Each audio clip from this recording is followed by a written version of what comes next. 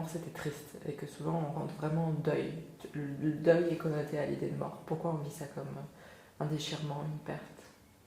Alors déjà, quand on observe vraiment qu'est-ce qui nous fait mal dans cet événement, on se rend compte que c'est la perte de ne plus avoir d'expérience avec cette personne. C'est la souffrance de dire je vais plus rien vivre avec elle, je vais plus partager quelque chose avec elle, je vais plus la voir. Donc quand on regarde, c'est quelque chose qui est assez égoïste en réalité. C'est centré sur moi, c'est moi qui ai perdu quelque chose. Quand on prend un peu plus de recul, on se rend compte que ce n'est pas un problème pour la personne qui est partie. Au contraire, c'est même une forme de libération, même si ça peut être difficile à percevoir quand on a perdu un être cher et qu'on y est très attaché. Mais je crois que la mort et ces moments-là où tout devient plus lourd, tout devient plus ralenti, où les choses sont complètement différentes, c'est une belle piqûre de rappel, en réalité. C'est une belle piqûre de rappel sur ce qu'est la vie véritablement, sur ce qui compte et ce qui ne compte pas. Parce qu'on voit dans ces moments que quand les personnes se retrouvent entre elles, elles vont échanger les derniers moments où elles ont vu le défunt, ce qu'elles auraient pu faire différemment, ce qu'elles auraient eu envie de lui dire ou eu envie de faire avec lui ou elle.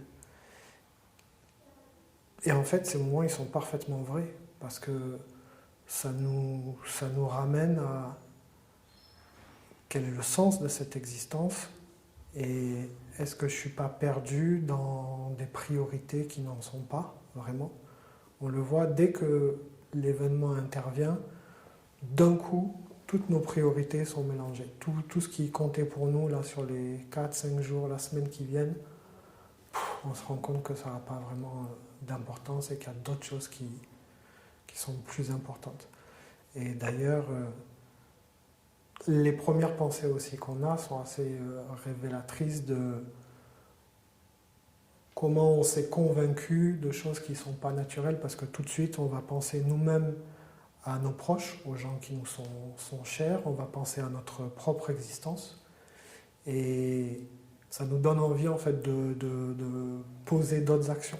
On va avoir des gens qui disent ils vont d'un coup se poser la question de mais en fait qu'est-ce que je fais dans ce job là, me faire chier toute la journée, ou d'autres qui vont dire pourquoi j'ai passé 2 heures de temps à parler de telle chose et j'aurais voulu utiliser ce temps à faire d'autres choses qui a plus de sens pour moi.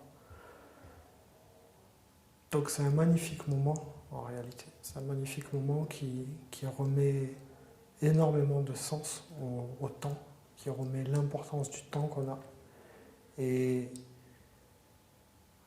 l'importance, et j'ai envie de dire presque l'obligation d'être heureux en fait, de faire des choix qui nous obligent à être heureux. Parce que on est toujours dans des projections de ce qu'on devrait faire ou ce qui nous apporterait le bonheur ensuite, et on fait des plans sur 3 mois, sur 6 mois, mais en fait, on n'en sait rien. On ne sait pas si on sera là demain ou la semaine prochaine. Mais tu parlais du sens de l'existence. C'est quoi le sens de l'existence? Parce que souvent quand quelqu'un meurt, oui, il y a des urgences immédiates qui se révèlent creuses. Mais après, il y a des préoccupations matérielles qui finissent par nous rattraper. Faut que je gagne de l'argent, je peux pas passer toute la vie avec mon amoureux, ou dans le plaisir, ou tu vois. Je peux pas juste écouter mes pulsions, j'ai des responsabilités. C'est pas tant en termes de pulsions et d'un coup je vais faire tout ce que j'ai envie. C'est plutôt de remettre du sens à ce que je vais faire. Effectivement, il faut gagner de l'argent dans le monde dans lequel on est, il faut se nourrir, il faut payer ses factures, son électricité. Maintenant, il y a un vrai choix de comment je gagne cet argent. Et c'est là où il peut y avoir des incohérences, où on va se raconter d'autres histoires qui ne tiennent pas la route. Et il va y avoir des personnes qui vont préférer parfois gagner moins d'argent, mais dans quelque chose qui a plus de sens, où le temps que j'y passe est plus important que le résultat que ça m'apporte. On le voit clairement dans le milieu professionnel. entre des personnes qui des fois te disent ok, mon boulot, il me fait chier, ça me plaît pas, mais j'ai une bonne situation grâce à lui. Il m'apporte beaucoup de choses. En fait, quand on regarde bien, on va se rendre compte que tout ce que ça t'apporte, c'est de la compensation. Ça t'apporte, tu arrives à te convaincre qu'il est douloureux, qu'il faut quand même le faire, mais que la récompense va me permettre de décompresser plus tard. Et donc j'ai toujours besoin d'autre chose pour décompresser, pour retrouver cet équilibre. Je suis obligé de m'acheter du sens. Ça va m'acheter des vacances, ça va m'acheter des habits, ça va m'acheter une maison. Ça va me redonner du sens là où j'ai constaté qu'à un moment donné, ça n'en avait pas. Alors que, comme tu dis tout à l'heure, oui, il faut travailler, à part si tu es rentier ou quoi, mais si déjà tu te positionnes dans quelque chose, de le faire, ça t'apporte du sens, déjà l'argent va venir, parce que tu vas travailler avec une autre intensité, une autre énergie, et tu vas très souvent produire de la qualité, et surtout ça va te permettre d'expérimenter quelque chose de différent au cours de ta journée. Et pourquoi tu disais que la mort, en fait, c'est une bonne nouvelle, au-delà de éventuellement nous permet de nous poser d'autres questions, pourquoi c'est une bonne nouvelle aussi pour l'âme qui s'en va? Parce que personne, il y a des récits de j'ai frôlé la mort, etc., mais personne ne peut vraiment témoigner de ce qui se passe après. Il y a plusieurs récits aussi de gens qui sont revenus ou qui ont expérimenté un autre niveau de conscience. Et là, c'est pareil, ça peut être du domaine de la croyance, donc on n'a pas expérimenté, mais c'est absolument pas douloureux dans le passage. Au contraire, c'est plutôt vécu comme une libération. Ça fait toucher d'autres taux vibratoires et ça fait prendre conscience d'énormément de choses. Et en fait, le même événement le fait prendre conscience aux deux parties. Le défunt va se rendre compte que tout ce qui s'est passé avant, il y avait beaucoup de choses qui n'avaient pas de sens et que c'était quelque part un jeu et que des fois j'ai donné trop d'importance à des choses qui n'en avaient pas. Et donc je suis libéré de jouer ce jeu-là parce que si j'ai pas compris comment le jouer, ça veut dire que j'ai eu une existence aussi avec beaucoup de souffrance, donc c'est vécu comme une libération. Et celui qui est en deuil, celui qui a perdu un être cher, à ce moment-là de questionnement qui lui donne une occasion de faire les choses différemment après.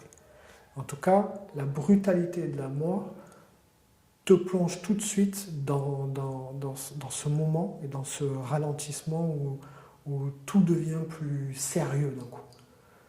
Et c'est ce moment en fait qui est le plus vrai de toutes les existences. Quelle que soit ton expérience de vie, c'est un des moments les plus vrais parce qu'à ce moment-là, moi, comment je le perçois, c'est une déconstruction de ton ego. C'est une déconstruction du personnage. Pourquoi? Parce que le personnage que tu as créé, lui, il essaye de tout contrôler, il essaye de tout anticiper et il essaye de faire des plans. Et là, il est confronté au seul événement où tout de suite, il n'a pas de réponse à ça et il ne peut pas se mentir. Il ne peut pas trouver une nouvelle pensée qui va dire non, la personne, elle n'est pas morte. Elle est morte et il est obligé de processer cette information. C'est pour ça que quand tu observes ce qui se passe, c'est tout de suite un état de choc, une espèce de déconnexion où je ne sais plus rien n'a de sens, tout est mélangé. Et au fur et à mesure que le temps va passer, tu peux observer la reconstruction de ton ego et des croyances qu'il a sur la vie et l'existence ou ce qui a du sens. Plus le temps va passer, plus il va recommencer à repositionner comme c'était avant. Donc quelque part, c'est un moment de doute, de peur, d'inquiétude qui permet de se poser des nouvelles questions que tu ne te poserais pas quand tu es dans le flot de la vie et que ton ego tourne à plein régime et qui crée croyance sur croyance. Donc c'est en ça que ce moment est d'une brutalité telle pour lui qu'il ne peut pas ne pas regarder. Il est obligé d'observer cet événement et il essaye de le processer. Donc c'est un petit peu une opportunité, une fenêtre ouverte pour quelque chose d'autre. Et d'ailleurs, il y a des gens qui prennent des décisions radicales à ce moment-là quand ils perdent un être cher ou quand ils se rendent compte que ça n'a plus le même sens. Ils vont aussi penser à eux, et penser à eux, c'est pas forcément être égoïste, mais c'est vivre une vie où je vais essayer au moins de ne pas avoir de regrets après. C'est déjà une très bonne manière, je pense, de s'aligner. Si on est capable de dire je fais tout ce qui est en mon possible pour au moins ne pas avoir de regrets. Et puis voyons ce qui va se passer. Pourquoi il y a des morts subites? Souvent on connote la mort avec la vieillesse, la personne a été au bout de sa vie, etc. Il y a des morts de maladies, d'accidents. Et puis il y a des morts qu'on n'explique pas, au-delà des morts qui peuvent paraître injustes, du style un enfant, un mort-né, etc. La mort subite du nourrisson. Mais comment on explique ces morts qui arrivent alors qu'a priori, soit l'enfant s'endort, il ne se réveille pas, la personne a un arrêt cardiaque, elle ne revient pas. Ça veut dire quoi en fait? Là, tu vois, en posant la question, et c'est une question qui est légitime parce que je crois que la question que tout le monde se pose lorsqu'on est confronté à un décès, c'est pourquoi? On essaye de trouver un sens à ça. Et toutes les questions qui commencent par pourquoi resteront sans réponse. Parce que c'est là où ça va nous amener dans le domaine soit du religieux, soit de la spiritualité, peu importe comment on l'appelle. Mais c'est de percevoir à un moment donné que le Créateur ou Dieu, encore une fois, peu importe comment on l'appelle, a un plan qu'on ne maîtrise pas. Et c'est vu par le personnage et l'ego qui regarde comme une sanction ou comme quelque chose de négatif. Quand on va dire, voilà, un nourrisson qui est décédé, c'est très triste parce qu'il n'a pas expérimenté sa vie, il n'a pas vécu ce qu'il avait à vivre. Mais en fait, c'est juste une supposition qu'il y aurait une telle façon de vivre sa vie et que de la vivre de telle manière, ce serait mieux qu'une autre manière. Donc en fait, ça dépend de notre positionnement. Et je crois qu'on peut ressentir aussi que tout est juste, au contraire, même si ce n'est pas accepté par l'ego dans un premier temps, mais tout est juste. La personne qui part, au moment où elle part, c'est le moment où elle devait partir. C'est là où elle a accompli ce qu'elle devait accomplir. Dans une scène qui est beaucoup plus générale que juste son existence et l'existence de ses proches. C'est quoi cette scène plus générale? Qu'est-ce qui peut te faire dire que c'est juste? C'est juste au niveau de l'univers ou de la planète ou de peu importe le recul que tu en prends.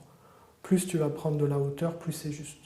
Plus tu es proche de la personne, donc plus l'ego est en jeu, l'appartenance, la possession, l'égoïsme de vouloir vivre des moments encore avec cette personne, plus ça va paraître comme injuste.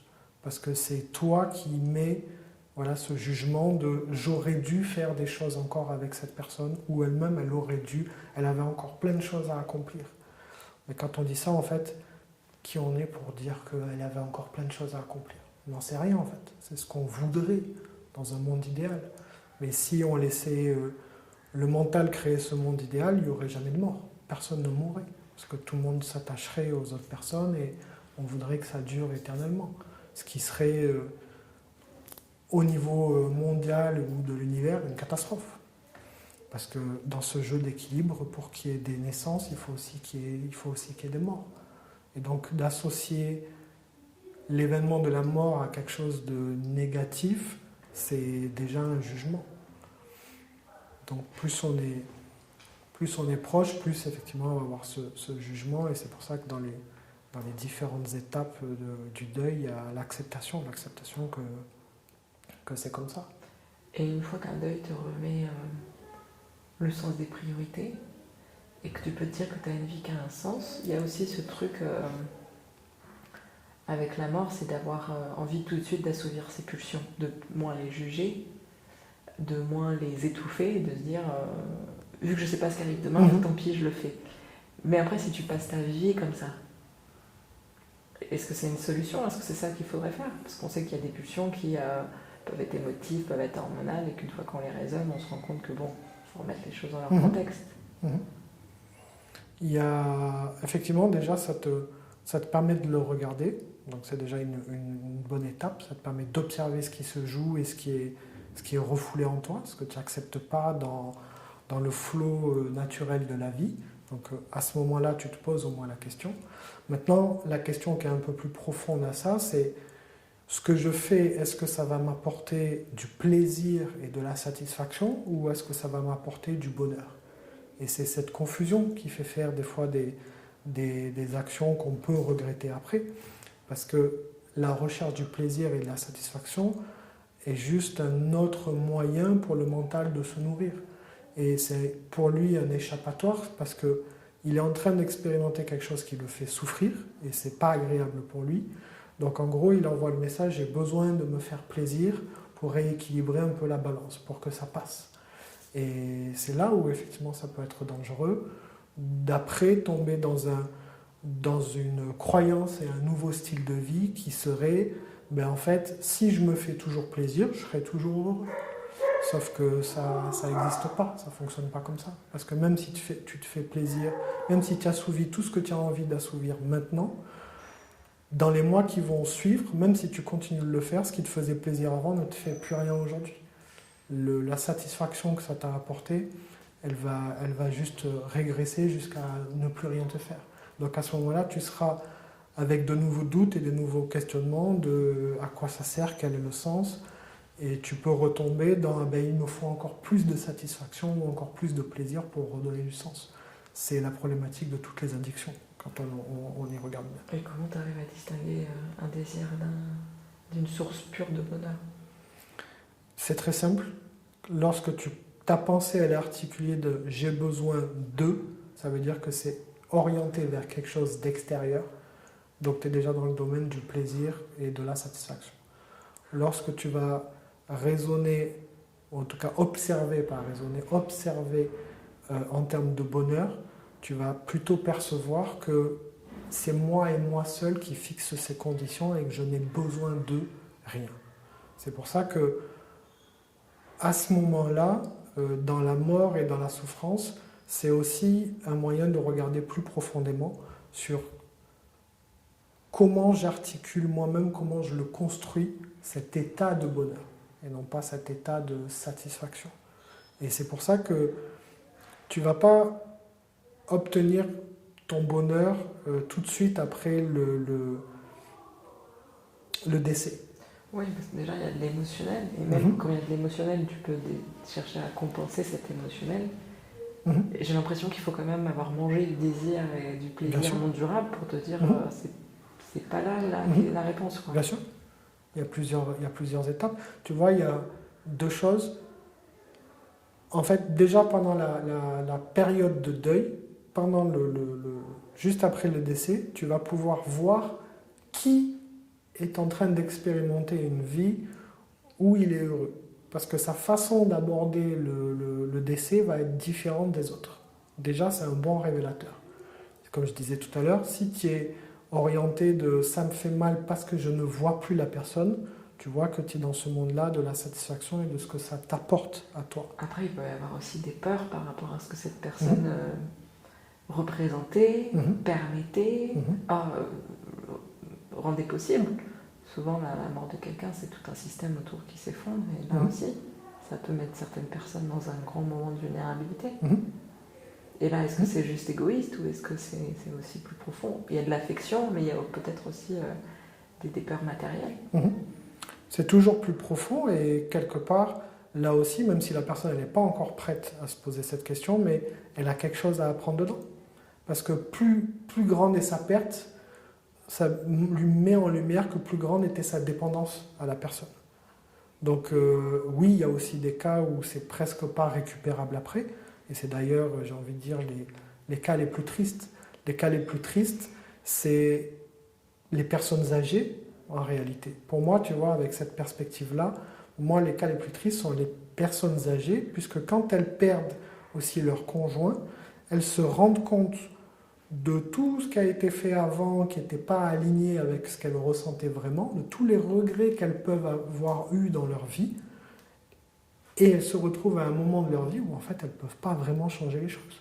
Il y a moins d'énergie, il y a des fois pas la santé, il n'y a pas la motivation, il y a juste un constat que j'aurais pu faire, voire même j'aurais dû faire autrement. C'est pour ça que des fois je suis un petit peu radical dans vous n'avez pas d'autre choix que d'être heureux tout de suite. Ça doit être une priorité et la seule. C'est pas la cerise sur le gâteau, c'est pas quelque chose de secondaire. Ça doit être la première des choses. Et lorsqu'on met ça en priorité, on va articuler notre vie pour expérimenter ça. Et donc, les histoires de sécurité et tout vont s'aligner à ça. Mais si on le fait passer toujours en dernier, il y a de grandes chances qu'on vive une existence où on n'a pas eu l'occasion de vraiment travailler dessus, ou ne serait-ce que de l'apercevoir ou d'y goûter à un moment. Après, tu prenais le cas des personnes âgées, mais dans les couples qui ont duré, on voit aussi que le partenaire va vite mourir quand il a perdu sa moitié. C'est ça, parce qu'il n'y a plus de sens de rester. Mais ça peut être du sens là, on va dire, qui est la preuve d'un engagement affectif, c'est-à-dire que la personne, sans celle-ci, elle n'a plus de sens, ça ne veut pas dire qu'elle regrette les choix qu'elle a fait avec elle. Ouais. Juste qu'elle se sent... Enfin, c'est souvent ce qu'on peut voir dans deux morts successives dans un vieux couple. J'ai plus l'impression que c'est la perte de sens qui fait que l'autre personne n'a plus de raison de s'attacher, plutôt qu'une vraie symbiose presque karmique où notre existence devait être ensemble et elle devait finir ensemble. Et ça veut dire quoi? Ça veut dire que tout le bonheur dont tu parles, c'est seul? Ça vient que de toi, que tu sois en couple, parent, dans une fratrie, dans un boulot avec une association, et c'est d'arriver à te suffire, peu importe tes relations et tes amours. Dans tous les cas, oui, c'est ce que je te disais tout à l'heure. Quand tu réfléchis et que la phrase commence par « j'ai besoin d'eux » ou « j'ai besoin de mon conjoint », pour être heureux, c'est qu'il y a un dysfonctionnement. Parce que dans ce cas-là, tu ne t'attaches plus. Si tu arrives à cultiver un état où tu n'as besoin de rien ni personne, quel est l'intérêt de créer des liens forts avec certaines personnes? En fait, si tu le vis, ça ne va pas faire que tu es complètement détaché de tout le monde. Très souvent, les gens confondent ces deux notions. C'est pas que tu vas t'en foutre de tout le monde. Au contraire, tu vas porter de l'importance à tout. Tu vas tout remettre au même niveau. Mais il n'y a pas quelque chose auquel tu vas donner plus d'importance qu'un autre. Et c'est là l'incompréhension, parce que les gens croient que tu vas juste être dans ton coin, que tu vas rien ressentir, et ils vont juste observer des moments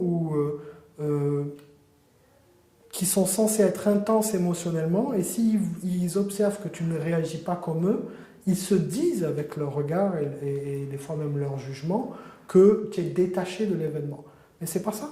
C'est que si tu es heureux, toute ton existence et toutes les journées que tu passes sont tellement hautes en termes d'intensité qu'un événement comme la mort, le décès de quelqu'un, ne vient pas créer du plus en réalité. C'est une autre journée incroyable. Mais pour pouvoir l'expérimenter comme une autre journée incroyable, où il s'est passé des choses extraordinaires, il faut être effectivement dans cet état de paix, dans cet état d'humilité, on en parlait tout à l'heure.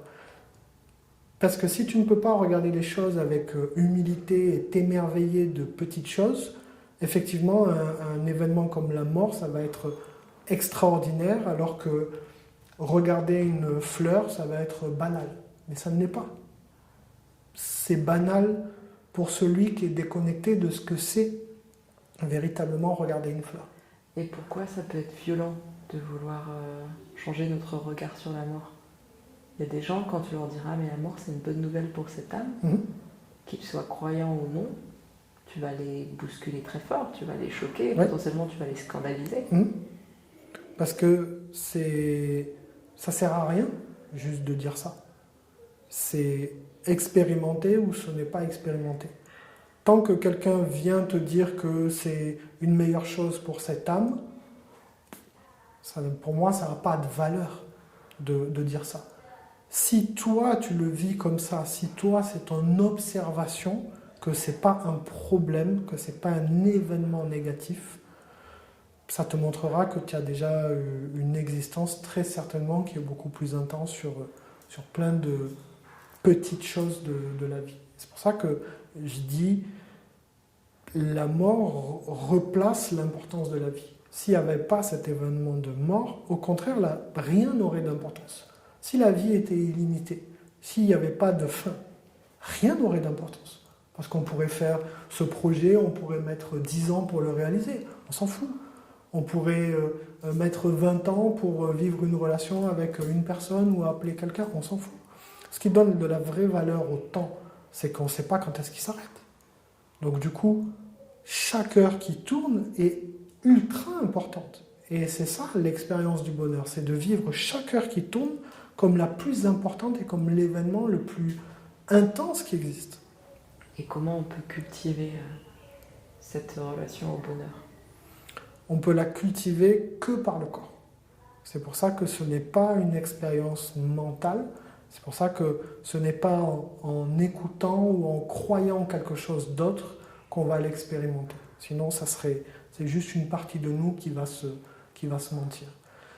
Le seul moyen de l'expérimenter, c'est d'équilibrer déjà son corps en termes énergétiques.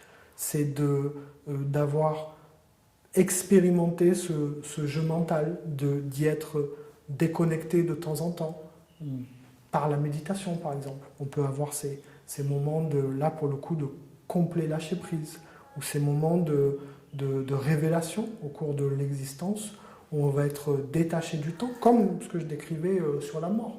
Ces heures qui passent là quand on est dans la famille du défunt, où l'intensité du moment, il y a tellement d'émotions et d'intensité qu'on est là.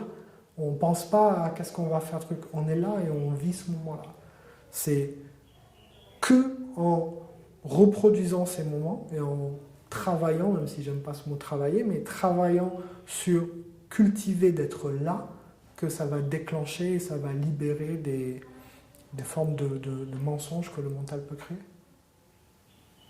Ouais, donc tu cultives juste en étant là? Parce que si la personne a un quotidien qui ne la satisfait pas ou dans lequel elle souffre, juste en étant dans ce quotidien douloureux, elle va expérimenter le bonheur? Ben justement, si elle a observé déjà qu'elle souffre, on a déjà opéré au premier détachement qui est « je me pose la question pourquoi je souffre ». Et si effectivement je suis capable de me poser la question pourquoi je souffre, et derrière de poser des actions qui vont dans le sens de ce que j'ai observé, là déjà ça va te mettre dans ce moment présent, effectivement. Ça va t'obliger à être intense. Il y a cette notion d'intensité dans le moment présent. C'est pour ça que c'est intense dans la mort.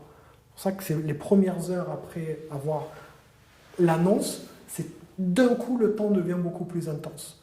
Mais en réalité, ce temps-là, c'est la réalité. C'est l'état naturel des choses. C'est juste que perdu dans le flot de la vie, on l'oublie. Juste, on y est déconnecté, on l'oublie. Donc, à chaque fois qu'on va avoir l'occasion d'y revenir, quelque part, c'est une avancée, c'est une reconnexion.